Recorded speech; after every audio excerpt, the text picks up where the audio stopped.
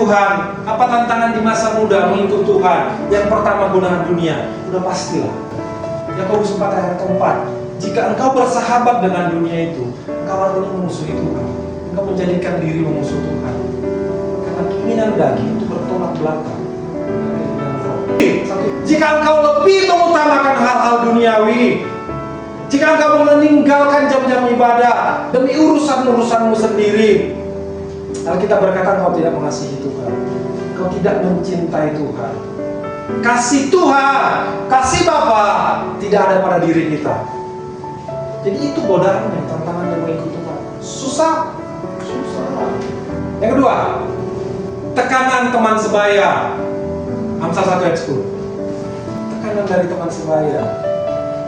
Dikatakan di sana, hai anakku, jikalau orang berdosa hendak membujuk engkau, janganlah engkau menurut. Kalau temanmu bilang ke kamu, nggak usahlah ibadah, nggak usahlah pelayanan, ngapain sih tiap minggu ke gereja, sama aja saya lihat.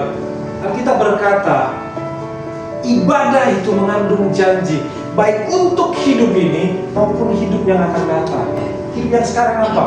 Orang bilang kan, apa sih hidup yang sekarang itu? Kalau engkau takut akan Tuhan, kita berkata, permulaan hikmat ialah takut akan Tuhan. Masa iya engkau takut akan Tuhan, engkau dipenuhi hikmat seperti Daniel 10 kali lipat lebih pintar dari orang-orang semasanya. Masa iya hidupmu gak diangkat oleh Tuhan?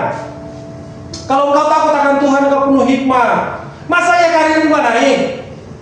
Masa iya masa depanmu gak baik?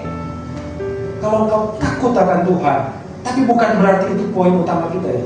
Ketika engkau takut akan Tuhan, Alkitab berkata, permulaan hikmat ialah takut akan Tuhan. Ketika engkau punya hikmat, engkau tahu apa yang harus dikerjakan, engkau tahu gimana harus improve, apa yang harus biar hidupmu lebih produktif.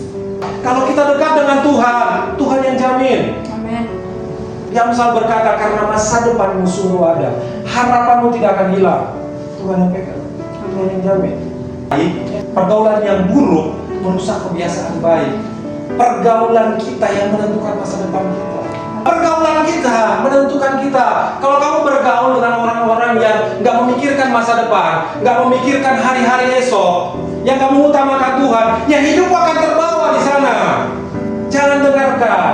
Kalau orang bilang, udahlah, gak usahlah belajar, ngapain sih?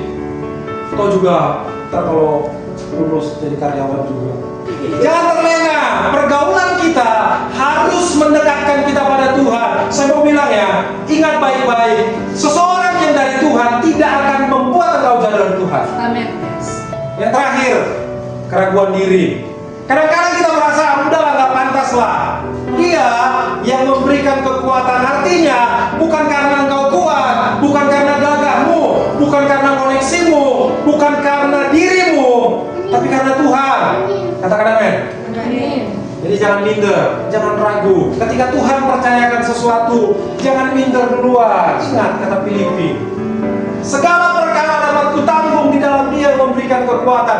Tuhan yang memberikan kekuatan, Tuhan yang memberikan kemampuan. Pasti kita mampu. Andalkan Tuhan. Gua berikan pada kita bukan roh ketakutan. Kalau kau takut gitu kan, itu pengecut. Dikit-dikit takut. Nah begitu. Jangan. Kalau dikasih kepercayaan, lakukan dengan tanggung jawab, lakukan dengan yakin, percaya diri. Tapi jangan terlalu percaya diri juga. Overconfidence juga bikin kita malu juga. Karena roh yang Tuhan berikan pada kita bukan roh ketakutan, tapi roh pemberani. Roh yang ada pada kita mengalahkan dunia ini. Yesaya 41 ayat 10. Jangan bimbang, sebab aku ini Allahmu. Kalau Tuhan yang serta, ngapain takut? Kalau Tuhan yang ada, ngapain takut? Kalau Tuhan yang bela, ngapain ragu? Itu Tuhan loh. Udah nyata menikmati kebaikan Tuhan, udah nyata menikmati mujizat Tuhan, udah nyata-nyata menikmati pertolongan Tuhan. Masa iya di hari lampau, di waktu lain Tuhan sudah tolong kita. Hari ini Tuhan yang sama yang akan tolong kita terus. Amin. Jangan ragu. Ada nggak yang masa depan gua ya?